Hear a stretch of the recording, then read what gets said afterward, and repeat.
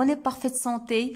Bienvenue dans cette nouvelle capsule dans laquelle on va voir les forces qui s'exercent sur la molécule d'eau dans le sol. Donc, comme vous le savez déjà, dans la dernière capsule, on a vu les différents types, les différentes formes d'eau qui se trouvent dans notre sol. Il existe l'eau gravitaire, c'est l'eau qui circule sous l'effet de la pesanteur vers les nappes aquifères, c'est l'eau qui n'est pas retenue par le sol. Et s'il reste dans le sol, il causera la mort de la plante par asphyxie. On a vu aussi l'eau capillaire, l'eau disponible, l'eau utilisable par la plante. C'est l'eau qui est absorbée, qui est utilisée par la plante.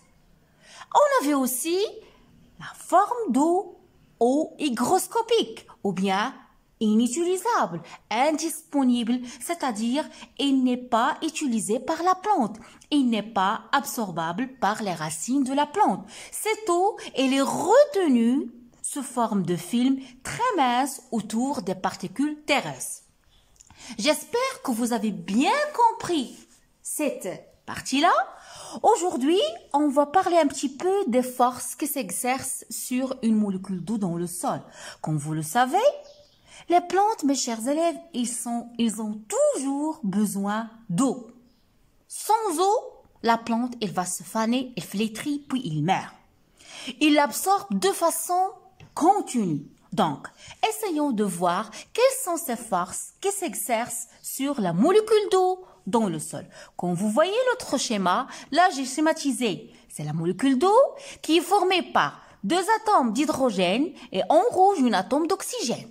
Donc, retenez bien, mes chers élèves, chaque molécule d'eau, elle est soumise à trois forces dans le sol. Comme vous voyez, trois forces. La première force, c'est la force de pesanteur. Voilà, je vais la donner le signe P. La deuxième force, c'est la force de succion par les racines. Regardez ça, c'est une racine. Ça, ce sont les poils absorbants qui absorbent l'eau. Ça, c'est la force de succion. La troisième force qui est exercée sur notre molécule d'eau, c'est quoi? Comme vous voyez là dans ce schéma, ça c'est du marron. C'est quoi? Ce sont des particules terreuses. Aussi, il y a une force qui est exercée par les particules terreuses du sol que je vais la nommer la force d'attraction et je vais attribuer le signe F.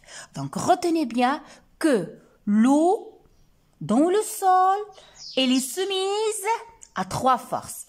La force P, c'est la force de la pesanteur. La force S, c'est la force de succion par les racines. Et la force F, c'est la force d'attraction exercée par les particules terreuses du sol. Vous avez bien compris ça. Je commence par la première forme d'eau qui existe dans notre sol, qui est l'eau de gravité, qui circule sous l'effet de la pesanteur. Lorsque je dis circule sous l'effet de la pesanteur, comme vous voyez, c'est la force P qui l'emporte. Lorsque je passe à la deuxième forme, l'eau utilisable. Lorsque j'ai dit eau utilisable, c'est-à-dire qui est absorbée par la plante. Donc, laquelle des forces qui va être dominante dans ce cas-là? Regardez avec moi le schéma. Ça c'est P, c'est la force de pesanteur. Ça c'est F, c'est la force d'attraction exercée par les particules terreuses. Et S, c'est la force de succion. Donc, laquelle, comme vous voyez, effectivement, oui, c'est la force de succion qui est dominante pour que l'eau sera absorbée, sera utilisée par les racines. Lorsque je passe à la troisième forme d'eau qui est l'eau inutilisable, c'est-à-dire, comme vous voyez, si je compare la force de succion par rapport à la force F, laquelle qui est dominante? C'est la force F pour que les particules terreuses, ils attirent l'eau. Parce que cette eau-là, il n'est pas utilisée par les racines de la plante. Il n'est pas absorbé par la plante. Donc cette eau-là, je parle de l'eau indisponible. Je parle de l'eau hygroscopique. Cette eau-là, elle sera retenue par quoi? Par les particules terreuses. Lorsque je dis retenue, donc, laquelle des forces qui sera dominante? C'est la force F. Donc, mes chers élèves, pour que la plante, dans ce cas-là, pour que la plante absorbe l'eau, il faut que la force de succion, comme vous voyez, S, la force de succion, la force d'absorption par les racines, il doit être supérieur à la force terreuse des particules terreuses du sol. C'est ça, c'est le cas de ce schéma-là. C'est dans ce cas-là que la plante, il peut absorber l'eau. Mais il y a un cas. Lorsque la force de succion S, retenez bien, lorsque cette force de succion S des racines devient égale, c'est-à-dire égalité, tout ça oui, ou bien il devient inférieur à la force F, devient inférieur à la force F, à la force d'attraction exercée par les particules terreuses du sol, à ce moment-là, qu'est-ce qu'il va se passer? La plante ne peut plus absorber l'eau. Retenez ça, s'il vous plaît. Tant que la force de succion elle est très élevée par rapport à la force F, sans aucun problème, la plante, elle suce, elle absorbe son eau.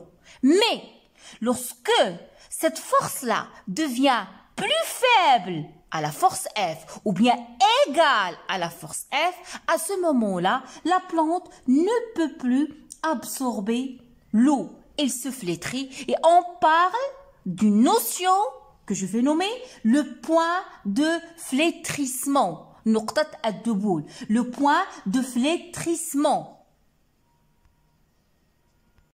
Donc, vous devez retenir cette définition, mes chers élèves, que le point de flétrissement, c'est le volume d'eau restant dans le sol que la plante ne peut pas sucer, que la plante ne peut pas absorber. Et de cette manière-là, elle va flétrir, elle va mourir.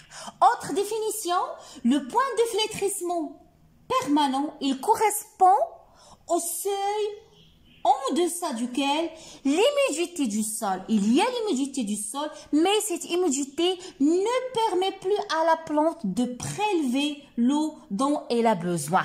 Il y a l'eau, mais la plante ne peut pas l'absorber. Pourquoi il ne peut pas l'absorber? Parce que sa force de succion et la force de succion exercée par les racines, elle est devenue faible, elle est devenue égale à la force d'attraction. De cette manière-là, la plante ne peut pas prélever l'eau dont elle a besoin, elle flétrit, c'est-à-dire on note un flétrissement, fanaison, mort de la plante. J'espère, mes chers élèves, que vous avez bien retenu ce terme, le point de flétrissement.